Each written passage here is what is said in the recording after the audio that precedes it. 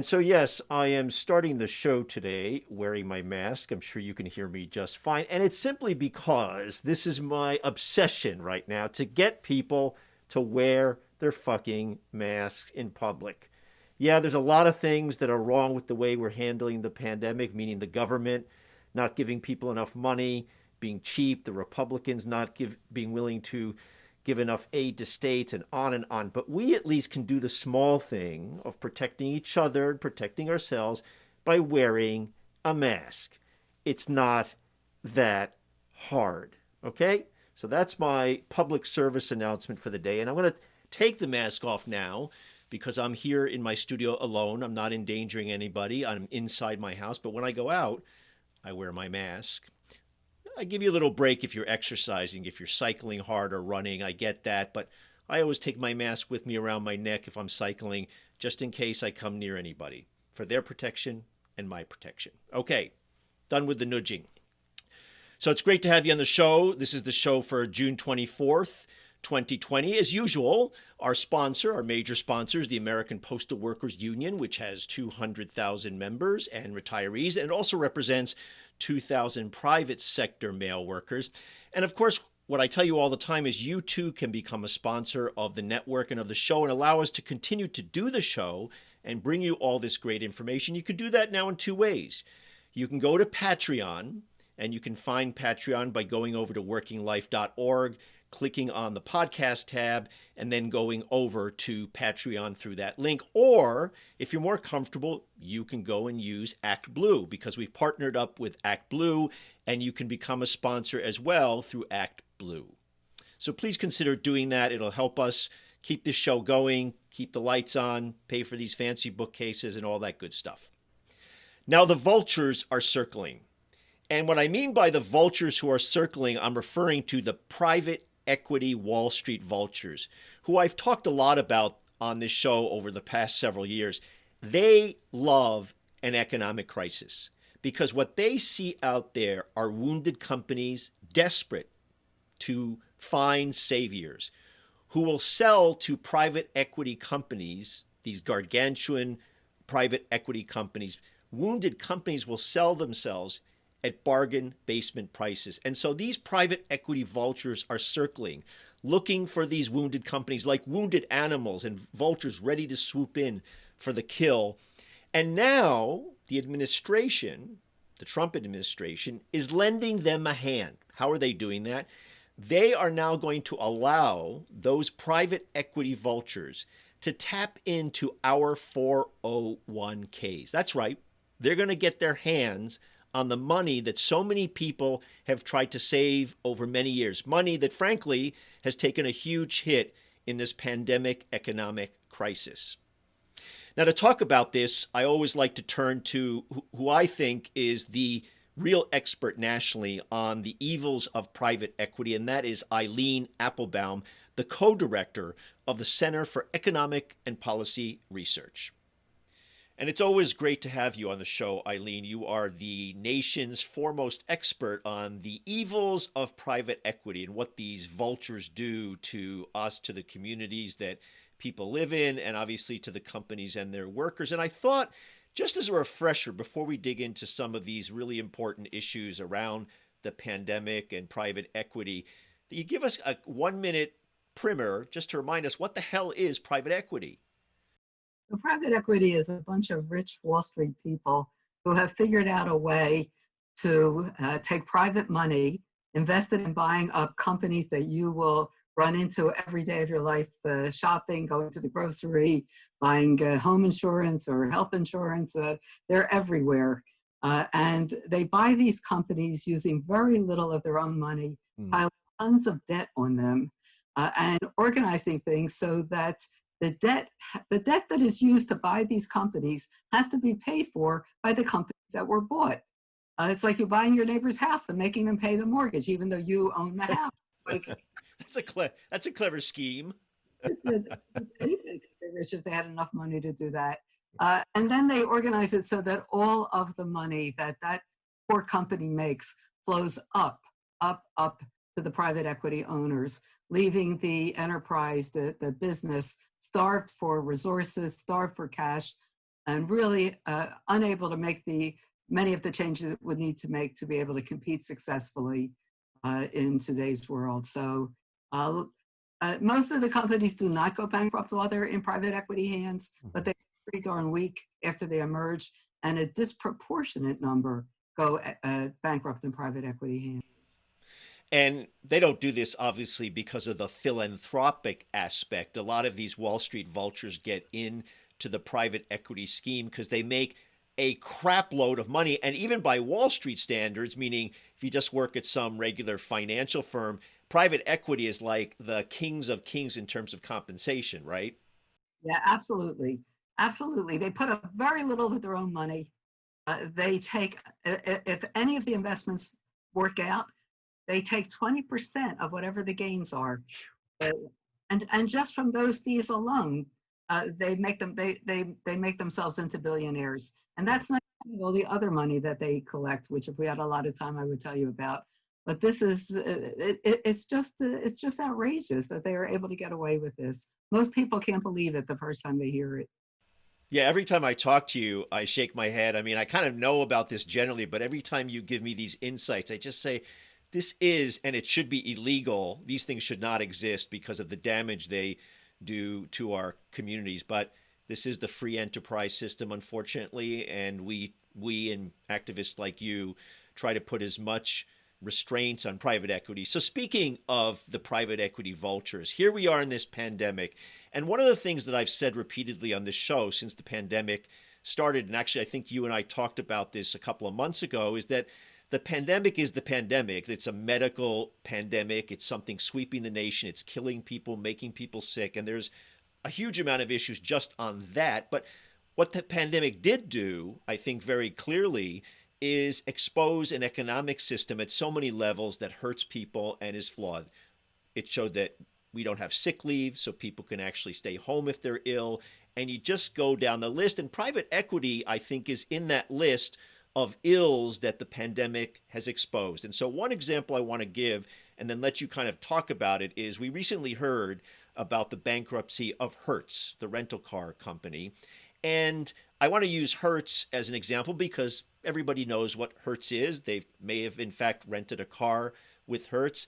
And in a sense, Hertz went bankrupt because the business dried up, because obviously people are not traveling, people are staying home, people are not renting cars. But it's really private equity that set the company up to be ripe for failure, right? Yeah, so what happened when they bought Hertz is that they loaded it with a tremendous amount of debt. Eventually, they did what's called an IPO, and Hertz became a publicly traded company. The private equity owners made out very well on that IPO. They were the shareholders. They got all that money. But Hertz was left with all of this debt.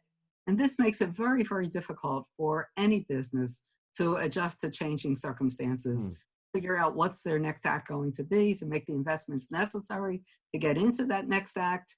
There are many ways that Hertz might have branched out if it had the resources to do it and not simply relied on car rentals. But it didn't have that ability. And at the very least, when you're a healthy company, you have a cushion, say a rainy day cushion. You have money in the bank. You have cash in the way that, say, Apple or Amazon has piles of cash. But a company like Hertz, had it not had all this debt piled on that it had to service, it could have a reserve that could help it weather potentially this pandemic. And that's true about scores and perhaps hundreds of companies, right?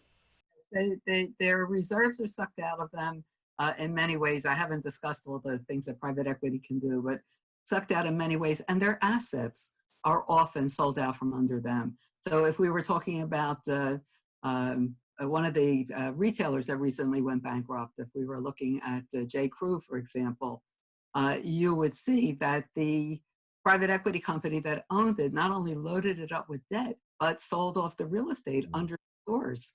So this combination of no assets and high debt levels is really a prescription for being unable to adjust to any unexpected circumstance.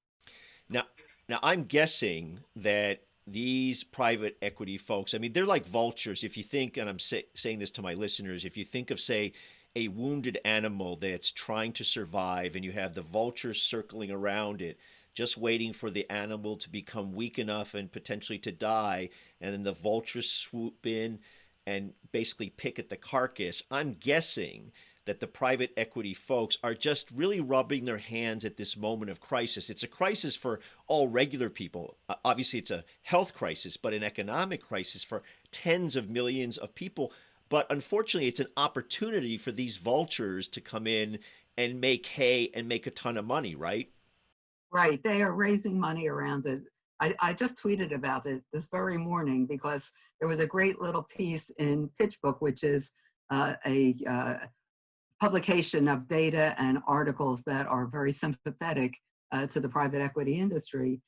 And they pointed out that private equity firms are raising what they call distressed funds. They are getting ready to buy up US companies at bargain basement prices.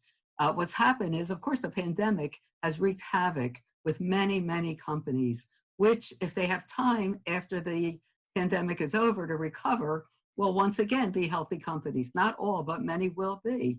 Private equity is looking at the ones they think will be healthy companies afterwards, and they're not waiting. At that moment of distress, when it's clear to them which ones are likely to recover, they are ready to swoop in and buy up those companies at the now much reduced price because the companies are in serious trouble. In Europe, they passed a law. They passed laws that cause there to be a pause. There's a pause in mergers and acquisitions. No mergers and acquisitions that were not already in motion before the pandemic started can be carried out until sometime in the future after companies have a chance to recover. So if you're going to buy them, at least you have to pay fair market value for them. You can't pick them up in fire sales at the moment. But in this country, we have no such protections for the ordinary businesses in our malls, on our main streets that we visit online. There are no protections for them. Many of the companies that they currently own were not bought exactly as you say. They like to buy healthy companies because they like to get out in 3 to 5 years. Mm-hmm. And you can't get out at a profit in 3 to 5 years if you bought a struggling company. So it's a myth that they come in and buy struggling companies. But once companies are struggling, then you do have exactly what you're talking about. Sycamore is a really good example. It comes in and it buys up retail after the retail is in serious trouble, and it figures out how it can make money and doesn't care that in the end, that retail company will be gone. And 9 West, which Sycamore bought, is my favorite example of that. If you Google me, you can read the story. But that's where the vultures come in. And now we're in a situation now where there will be a lot of distressed companies, and they will seize on them. The private equity firms are developing these distressed debt companies that are going to come right in and take over many of our distressed companies. And to your point about what happened with J. Crew, a lot of times they'll make the evaluation about the underlying assets, I assume, of a company. So, for example, they might come into retail maybe because really it's about the buildings, the real estate. They may not think that that company, a retail company, for example, has any chance of actually surviving against, say, competitors like Amazon or some other beast. But they look around, they say, my God, they've got all these parking lots, they've got all these malls, they've got buildings, they've got real estate that we can gobble up and sell off. And if we can buy it at a distressed price, we're going to make, at the end of the day, money because of the sell-off. Absolutely.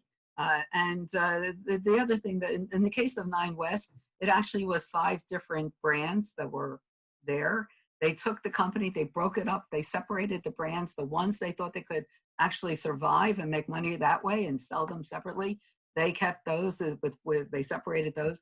They left all the debt on the actual piece of the company that had the name 9 West. They left all debt, none of the assets, not only the real estate, but the other brands that it owned. And so of course 9 West went under, and they made all that money on the other pieces of the company. And we see that in a lot of cases. And the last point, perhaps an obvious point to my audience, but let's just make it anyway. The workers don't benefit from this process at all.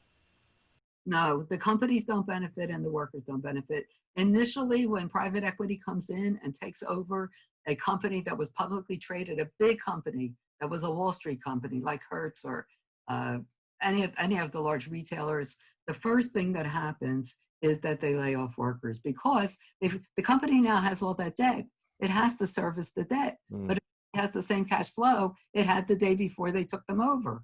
So how are you going to pay the interest on the debt? Well, you're going to lay off workers, you're going to save on that payroll, and you're going to pay the interest on the debt with that. And then, of course, you have no loyalty to the company. If you think about Toys R Us, which was last year's poster child, it went under and 32,000 workers lost their job on day one of the bankruptcy. So there's no protection for workers. There's no anything that stops them from doing this. And there's no joint liability. I mean, they can drive the company into bankruptcy because they put all that debt on the company and the private equity firm has no responsibility for paying back that debt. You might know that Senator Warren has introduced a bill to rein in some of these excesses. And the most important thing in that bill, in my opinion, is it makes the private equity firm jointly liable for the debt it puts on the company. And I think that will go very far to making sure that private equity doesn't put so much debt on companies that they can't survive, because it will have to pay it back. And what's especially outrageous about what private equity wants to do right now, I mean, it's always terrible when private equity comes in as savages a company and basically then thousands potentially of workers lose their jobs. In this environment, everything you read with 30 to 50 million people unemployed or underemployed, where we have this huge unemployment rate, even the most optimistic of economists or analysts say that it will take years, 5 years, maybe a decade before the economy gets back, at least in terms of how many jobs we have. I don't want to say gets back to normal because it was never normal for regular workers, but in terms of recovering jobs and being able to build back the number of jobs, it's going to take a long time. Then you insert these private equity vultures who are waiting to come in and pounce on distressed companies and then cut jobs, not add jobs, at a time when that's what we need is job generation, not job elimination. Right. That's absolutely right. And as you pointed out, that debt on these companies, for at least some of them, is going to mean that they don't survive. So, but not to worry about private equity, it will make money either way. So the last issue I want to take on with you, which is the reason actually to have brought you onto the show, was something that's happening right now, which is this incredible, outrageous, crazy, immoral thing that the administration is doing, has just done, in terms of allowing private equity, which, as you point out in material that you've written, already has $1 trillion sitting, waiting to be deployed to come in and scoop up these distressed companies. Now, the Department of Labor is allowing these companies to come in and have stakes or get money from our 401k funds. Explain that in as easy a detail as you can. No, it's a crazy situation. So the argument is you're supposed to believe that private equity is this money-making thing for all of the investors. And in the case of the regular work that they do when they have regular investors, those investors are pension funds, insurance companies, university endowments, things like that. And there's a mythology out there. They're making all this money for pension funds and others. Well, there was a time when they made money for pension funds and others, but that time is no longer with us. The year in which they made money for those kinds of investors was 2005. So since starting with 2006, it's not that they don't bring in any money. It's that they don't bring in any more money than you would have made in the stock market. And private equity is opaque. There's no transparency. We don't know what they're doing. Their fees are very high. It's very difficult to evaluate what you're likely to get out of investing in them. And it's very risky because they tie up your money for long periods of time. They invest in all these companies and load them up with debt. You could easily be in a private equity fund that has companies that are going to go bankrupt. What we know since 2006 is they call it the median fund, the fund right in the middle that was launched in 2006, the fund in the middle of 2007, the fund in the middle of 2008. Those funds have just tracked the stock market Yes, they return money, but only what you could have gotten from investing in a stock market index. No big deal.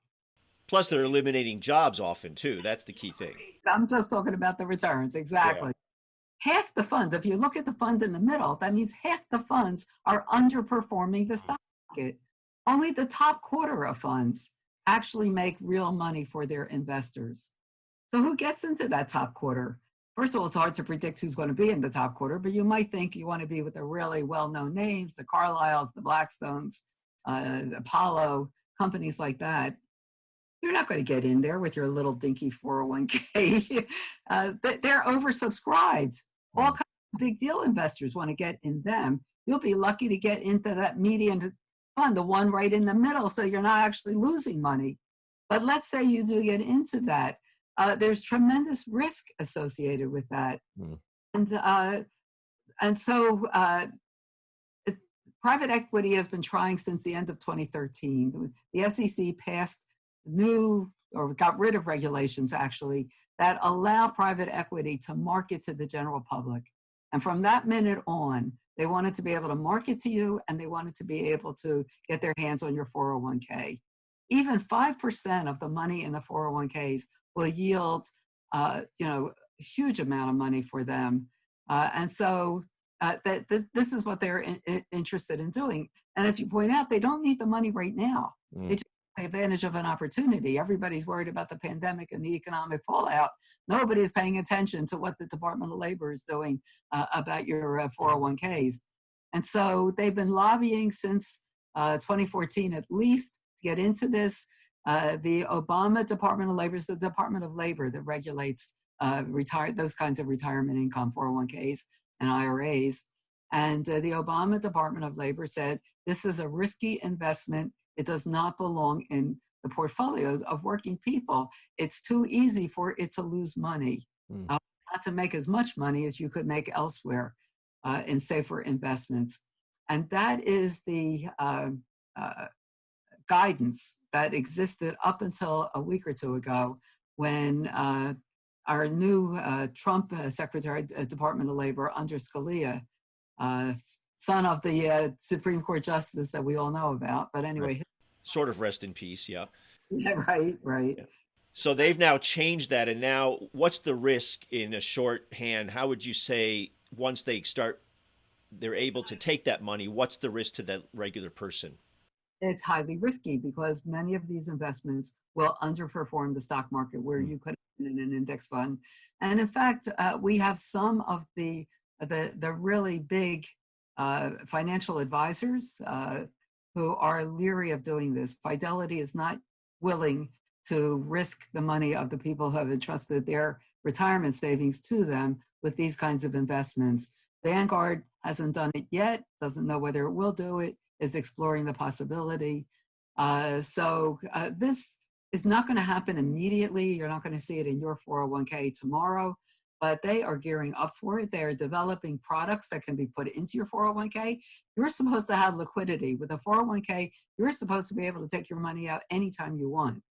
But if the money is tied up, part of your money is tied up in private equity, it's not going to be that easy. You change jobs, you want to take your 401k with you, you may not be able to take your entire 401k with you. We don't know yet how that's going to work out, but there are liquidity problems, there are transparency problems. How much are they collecting? Fidelity or Vanguard charges, depending on how you've invested, between 0.2% and 0.6%. Those are the fees. But these private equity investments, you could expect them to be 8%. Imagine what happens to an investment. Does an investment have to make if somebody takes 8% of the money out of it each year? Well, we will keep an eye on this, and we are lucky to have you with your eagle eye and your activism keeping an eye on this. And we'll come back to this in a future show. Thanks a lot for being with us as usual, Eileen. Thanks for having me, Jonathan. It's always fun. Now, there's another big crisis brewing, and frankly, it's not really talked about a lot, or at least enough. And I get why that is. Partly people are panicked about their own lives, just trying to find a job, trying to make sure that they are safe and sound, that they are healthy, that their family is healthy and safe and sound. But what's going to happen is a massive hit to people all across the country when states start cutting their budgets.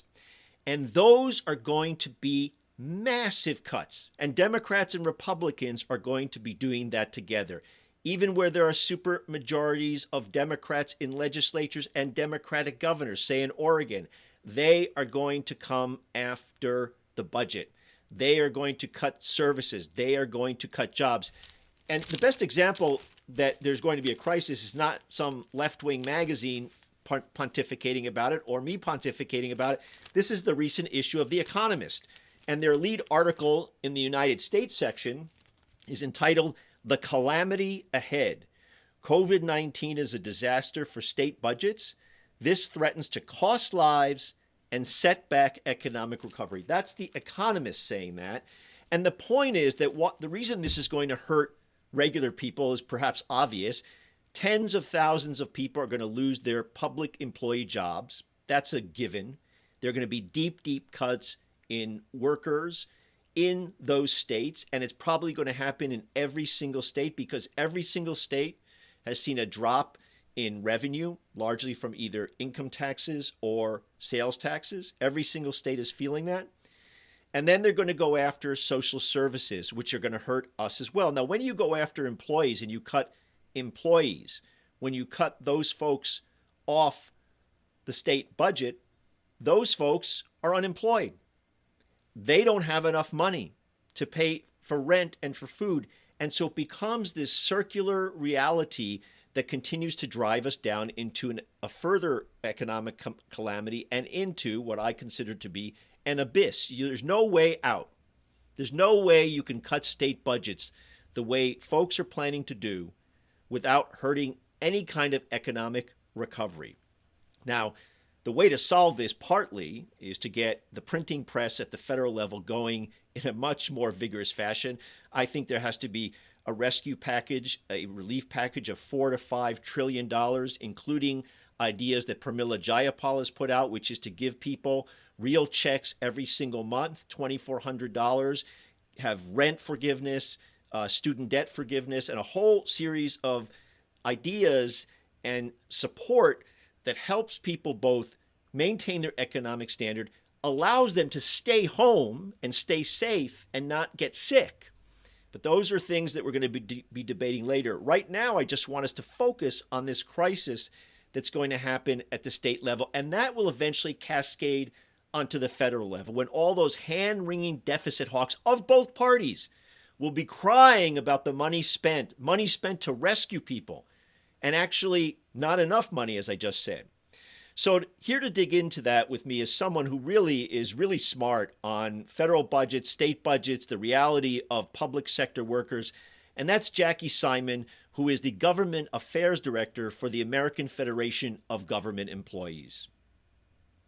And so, Jacque, it's really great to have you back on the program. And in this moment of the pandemic, and I haven't actually spoken to you since the pandemic erupted, I want to be clear to my audience that your members at the AFGE are, in fact, a huge number of them are what we define and really thank our frontline workers, right?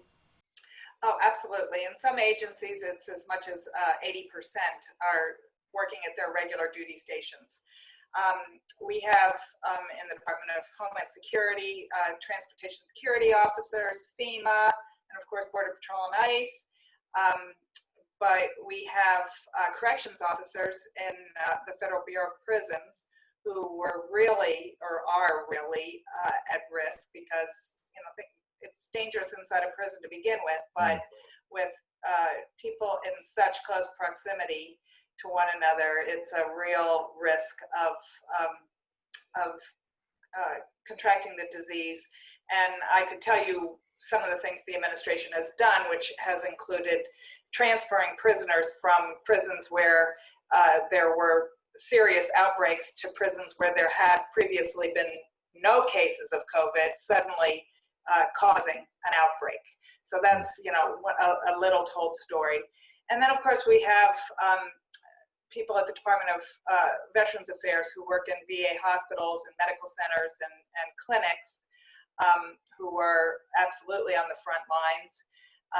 We've got hospitals also at the National Institutes of Health, the Center for Disease Control and Prevention, and Department of Defense installations all across the country have kept on operating with a big, not majority, but a big minority of their workforces continuing to show up at their regular work sites throughout the pandemic. So yes, very much so. Our members have continued to work on the front lines.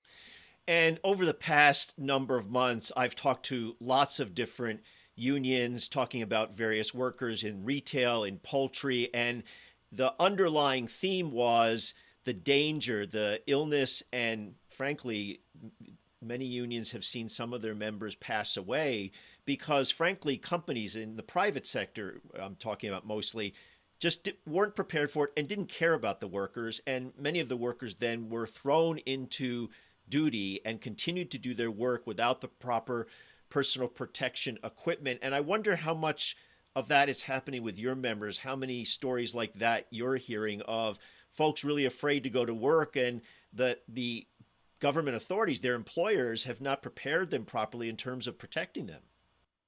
Well, I was remiss in not mentioning our meat and poultry inspectors, the Of course, food yeah. service inspectors, and at least one of our members has died from COVID who worked in a meat processing plant. They're right next to the workers in the meat processing plant. In fact, I'm testifying later this week about the effort that we're pursuing along with UFCW to slow down the line speeds in these meat processing plants, because it's virtually impossible at this current speeds for anybody to practice any kind of real social distancing. So yes, of course, the virus is spreading among meatpacking workers, but also our inspectors. Likewise, our OSHA inspectors, who are going into any workplaces all across the country, private workplaces, public workplaces, and they're exposed just like everybody else. And understandably, given the crisis of undersupply of personal protective equipment and other precautionary measures, healthcare workers were the first priority, understandably, but that left so many people who were also exposed in the course of their everyday duties, such as, for example, as I talked about before, corrections officers, these food inspectors, OSHA inspectors, and people in VA hospitals who aren't providing direct patient care, but there they sit at the desk, helping people make appointments and greeting people and transporting patients from one place to another. They're as exposed as anybody else, and they don't have PPE either. And so I just want to make the obvious point to my audience that when we hear about frontline workers, these are, first of all, union workers and they're public employees, in many cases, as Jacque just explained. And we have a lot to be grateful and thankful for them that they're still out there on the front lines doing their jobs. And it's those kinds of workers who keep the country moving all the time and keep us functioning, even in the midst of this incredible healthcare pandemic. And speaking of crisis, which is what I wanted to talk to you about specifically, it's about dollars and cents here. And one of the things that I'm obsessed about and concerned about, and I feel like there's not enough attention, at least in the public perception. I understand people are preoccupied with lots of things like, am I going to get my job back? Am I going to stay healthy? Is my family going to be okay? But as a public matter, as a public policy matter, we're not seeing the crisis, the absolute devastation that's going to come to both the federal budget and state budgets, and especially state budgets, because, as you know, states have to have balanced budgets. They can't just turn on the printing press and create money in the same way that the feds can with the Federal Reserve and with the Treasury. And so I'm wondering what your level of concern is about the following. It seems obvious to me, especially with this administration, and we could talk about why elections matter, for example, but especially with this administration, I can just see it coming down the road that when the deficit hawks, of course, they don't care about deficits when it's about giving tax breaks to the rich or funding immoral wars, but when it comes to all of a sudden the terrible deficits, there are going to be these deficit hawks. They're going to come after the budget, and the first thing they're going to try to do and I'm sure you're hearing this already, is come after workers. And they're going to try to cut public employees' jobs at the federal and state levels. Is that already something you're hearing and sensing? Well, what I'm about to say is fairly obvious, but it's also, maybe impolitic. Um, the most hypocritical and dangerous and troubling of the deficit hawks are always Democrats. Mm, When the Republicans are in good for charge, you. as you pointed out, they couldn't care less about the deficit because they actually know that the deficit does no harm to the economy. In fact, it stimulates the economy, and clearly, even our idiot president knows that, which is why today he's talking about still more stimulus. However, as soon as the Democrats get back in power, they're the big deficit scolds, and oh, look how responsible we are, and those imprudent Republicans spent like there was no tomorrow. We care about our children and we care about the future, so we're going to cut your Social Security and we're going to cut pensions and we're going to cut.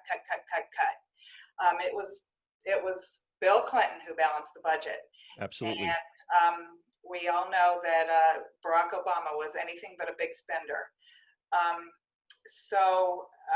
We got to get the right kind of Democrats elected. And, I think Joe Biden has always been in the relatively, fiscal conservative camp of the Democratic Party. So I worry about that, but we can only hope that the progressive voice, at least in the House, is strengthened in this election so that we don't have people coming back and doing to my members what the Democrats did the last time around, which was, in fact, cut my members' retirement benefits, not once, but twice. Once to take care of or to fund long-term unemployment insurance, and another time just as part of a big, deficit reduction deal. And these were very prominent Democrats who were leading the way. So this is not, I'm not to say that Republicans, including this administration, haven't proposed in every budget massive compensation cuts. But, my members have gotten better pay raises out of this administration than they did out of Barack Obama.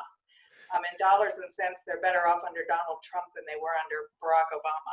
That's a great line.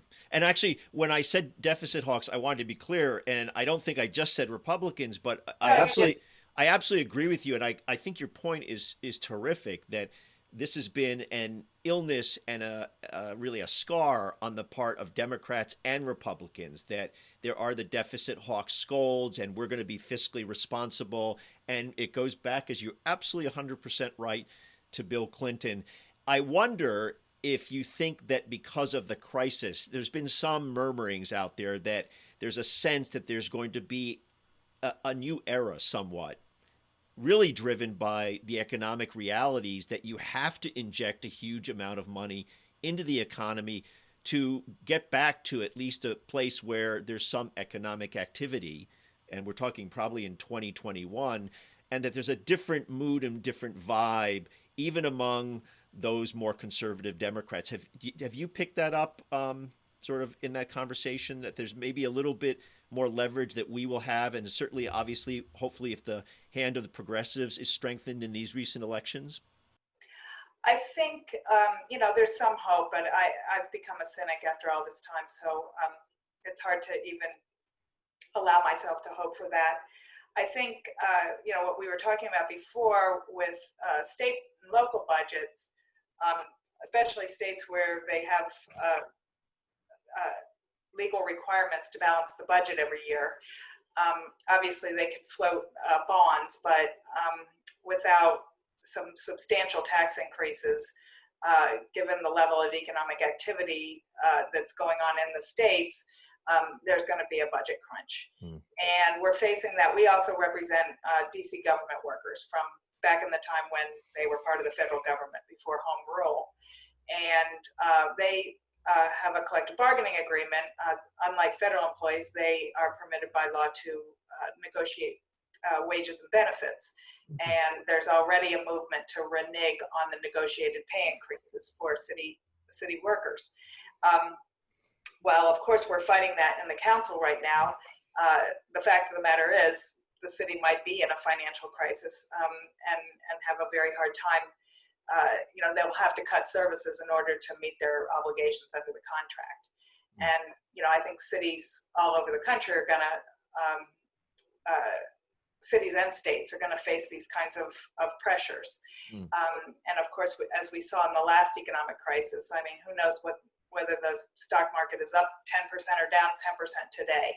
But when public pension funds, when their funding declines, even if it's just because the stock market is roiled or the states have failed to make adequate contributions, their first answer is not to invest in them or meet their obligations, but to cut retirement benefits.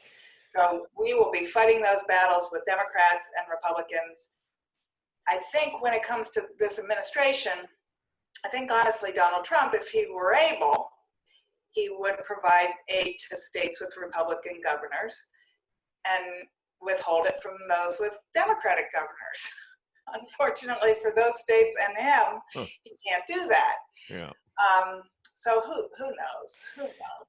To build on your point that Democrats are just as bad, just to circle around that little important point, if you look at Oregon, for example, which has a Democratic governor and a Democratic supermajority, they were the ones that cut the public employees' pension funds last year by a vote of Democrats. They didn't even need Republicans.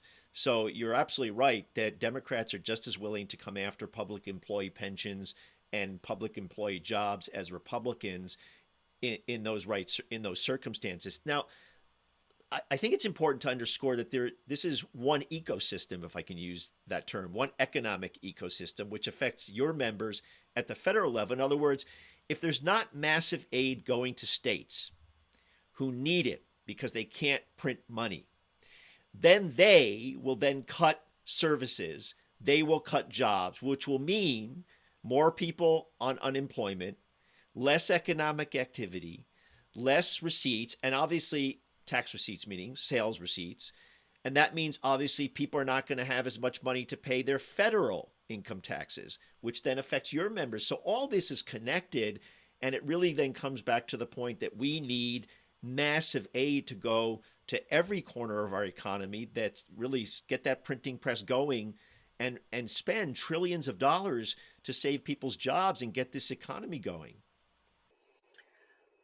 You're not going to hear any opposition to that from me, but it's unlikely, obviously, even though this is an election year, and I think that Trump is desperate to do what he can to restore economic activity, even if it means killing hundreds of thousands of people by prematurely lifting restrictions on going out. If it were over, if the pandemic were over and we were only talking about economic policy to try to stimulate more economic activity, that'd be one thing. But simultaneously, we want actually more prudent public health measures. I'm talking to you today from Florida, and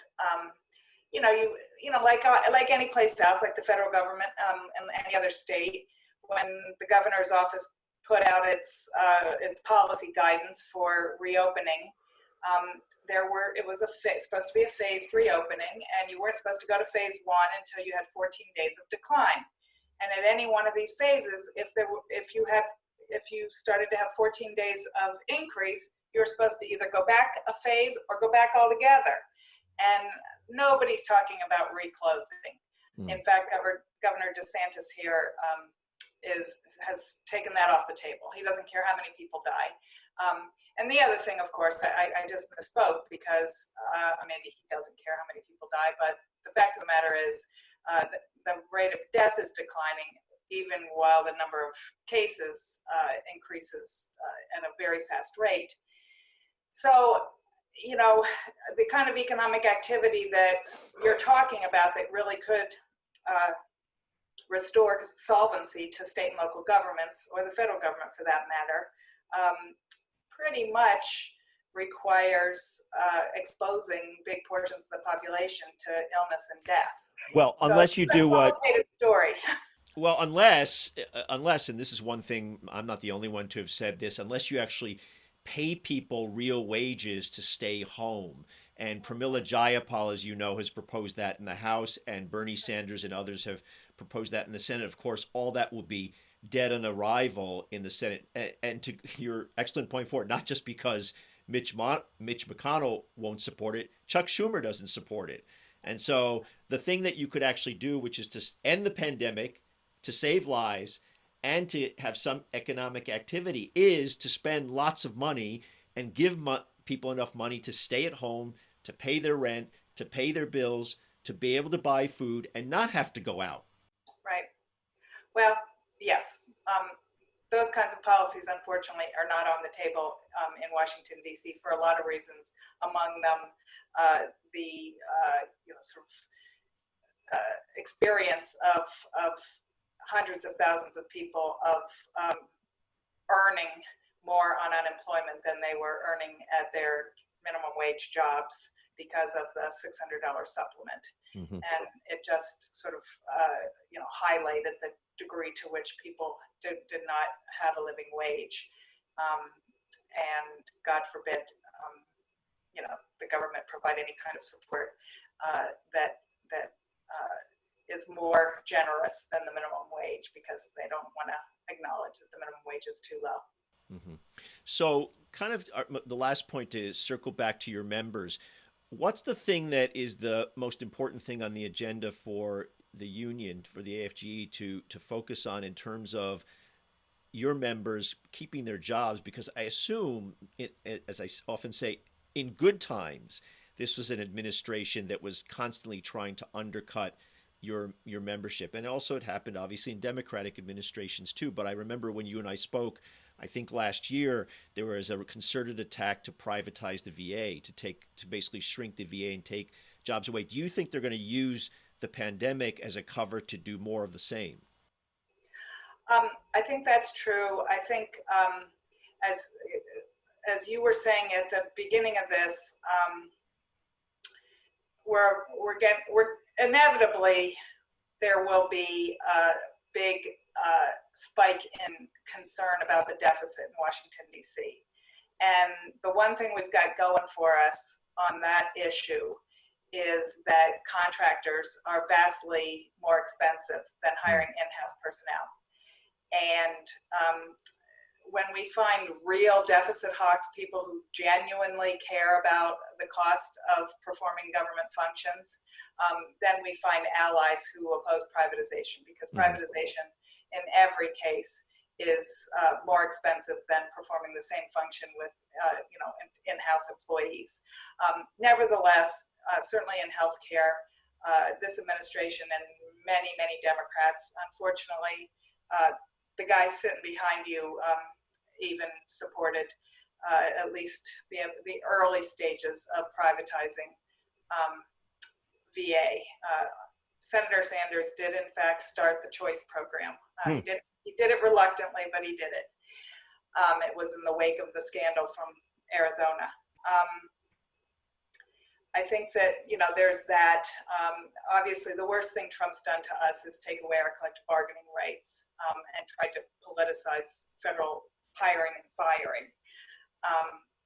But like I said, economically, he hasn't managed to do much harm. There are about 18,000 employees of CIS. It's part of DHS. It's the Citizenship and Immigration Service. Mm-hmm. That's the agency that handles legal immigration. Almost the entire agency is going to be laid off in late July. That agency is funded by fees that applicants pay, and since they've essentially been closed, they haven't had any fees, or they have had fewer fees than anticipated. And unless Congress steps in and appropriates money for that agency, that legal immigration will truly come to a halt. And that plays into their ideological goal of this administration, right? So they're using, this is a good example of them using the crisis to accomplish their ideological goal. Absolutely. They tell us that they are on Capitol Hill asking for the money, and then our lobbyists go up there and the staff say, are you kidding? We haven't heard from them. So they're basically letting that agency die.